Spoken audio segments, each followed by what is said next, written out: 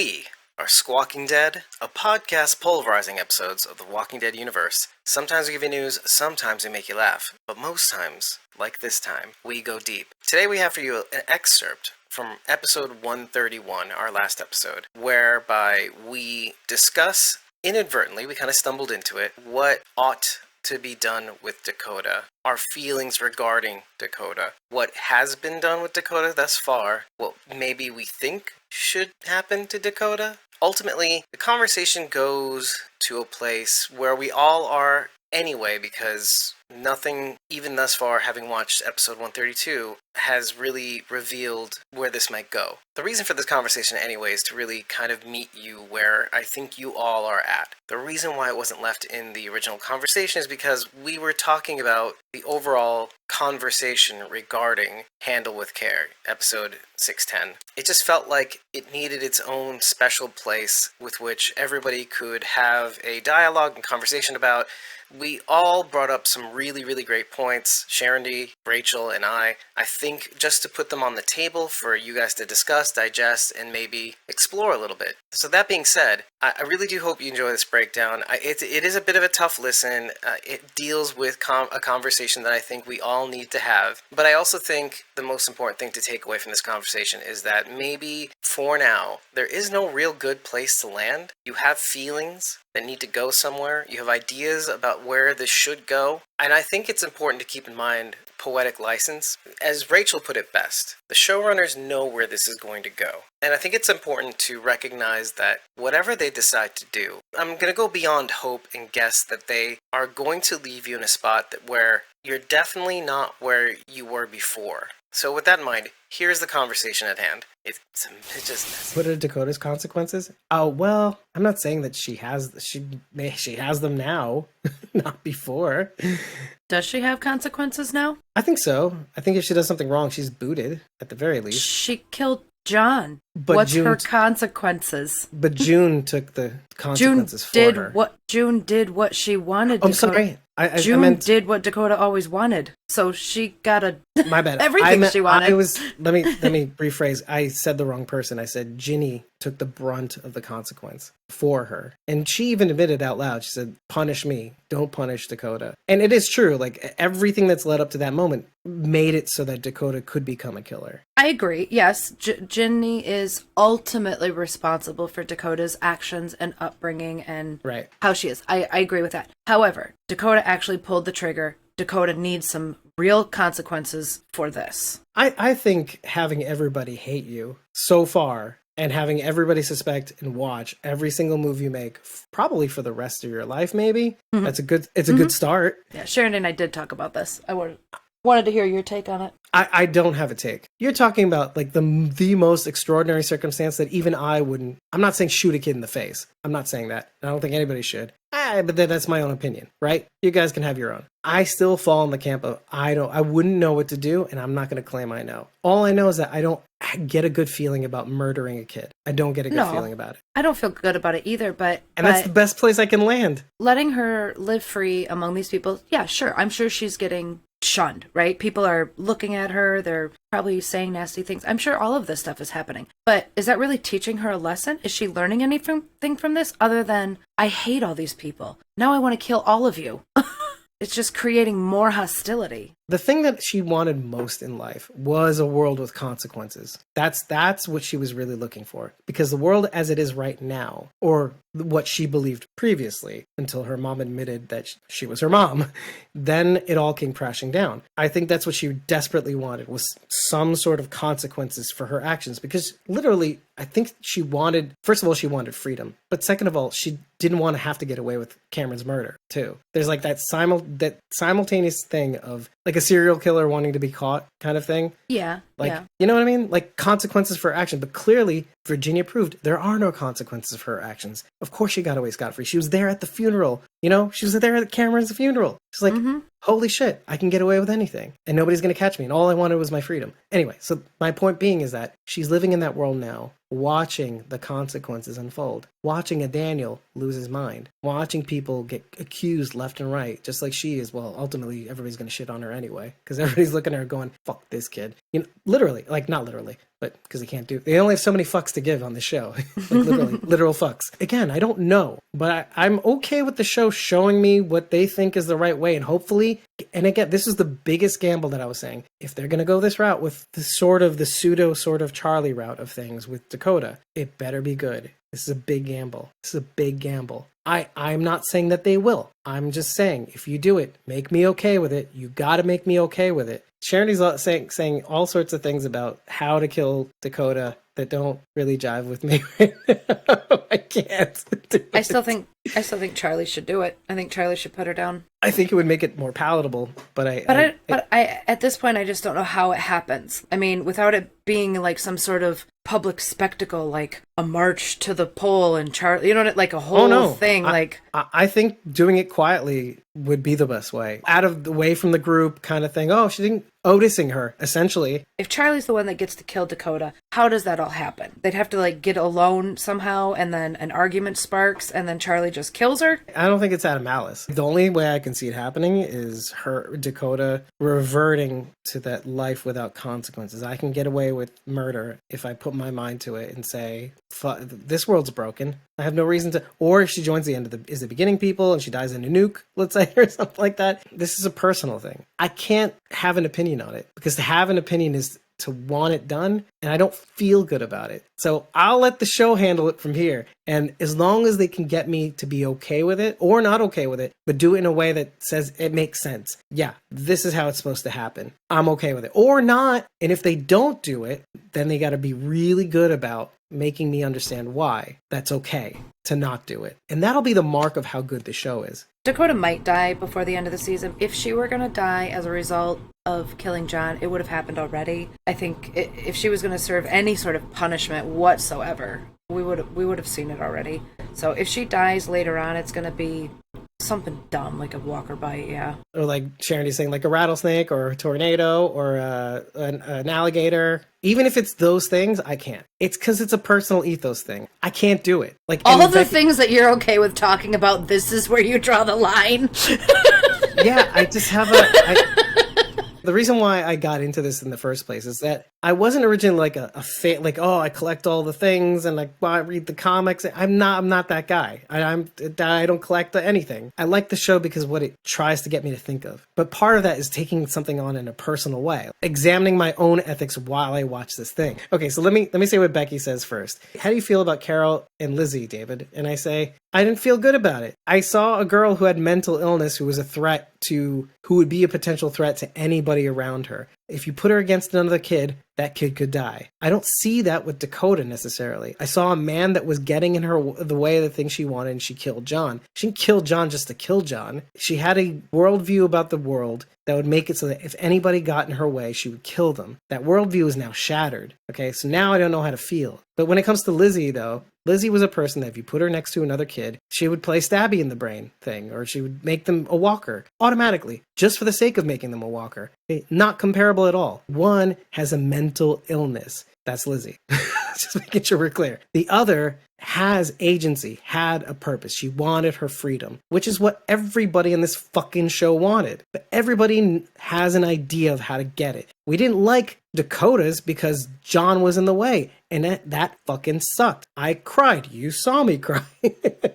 I am with you. The prescription is not what I can't go there with Dakota, because part of what Dakota wanted is something that we all wanted, and she's just a kid. You know, she doesn't have what you said about Silas, like doesn't have wherewithal to kind of figure it out. She has a big idea about the world that she's completely wrong about. Well, and again, is she wrong about it? Does the world have consequences? No, it does not. We have to make the consequences. And here's the thing. The dam is a perfect place to show Dakota what consequences look like. Watching Victor getting marched off into the jail because he maybe did a bad thing. And again, there's a little bit of parallel with Janice on this one. And the careful actions that Daniel is trying to take with Strand, almost shooting Victor in the face, and then not. And then seeing the whole thing unfold and not punishing Daniel because of his mental illness. Sharon, that's the point. Okay, the point is that was her worldview.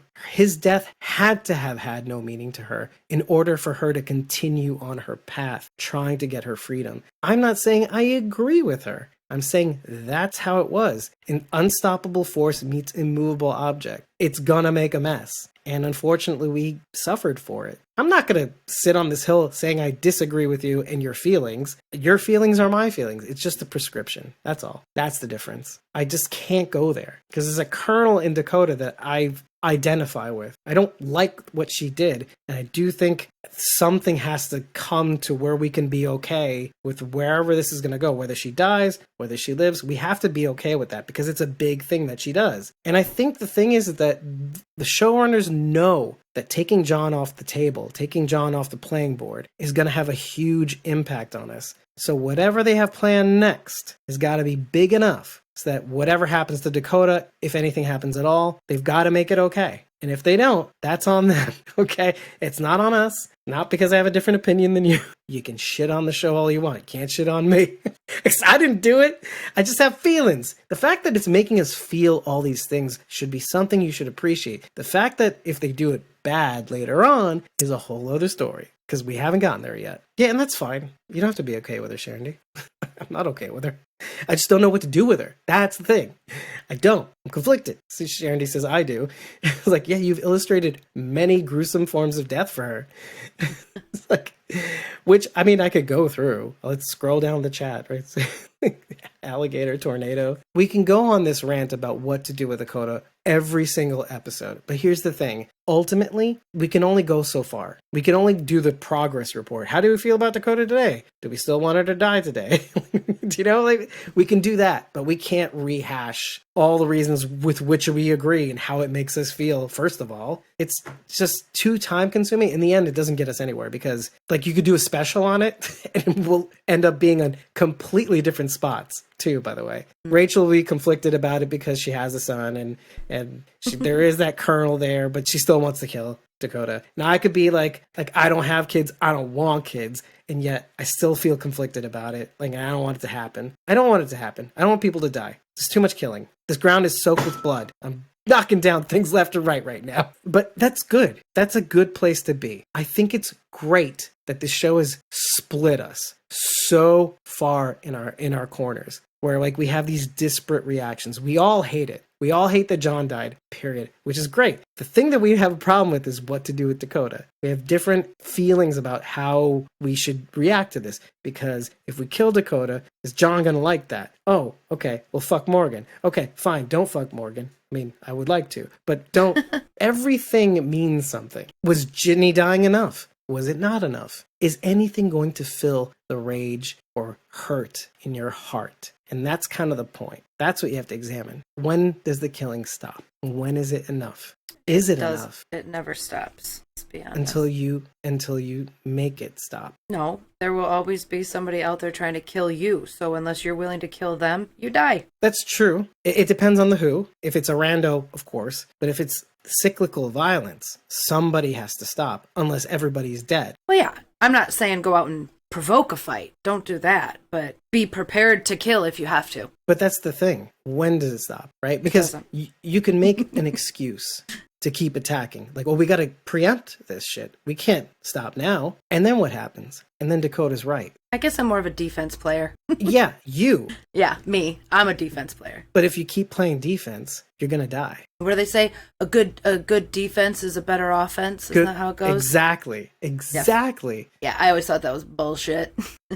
But especially in a world with no boundaries and no laws, at some point you have to figure out a way to flank, to try to, like, at least Achilles heel the motherfucker, like, hobble them a little bit so that you can go back to your defense and go, I got you.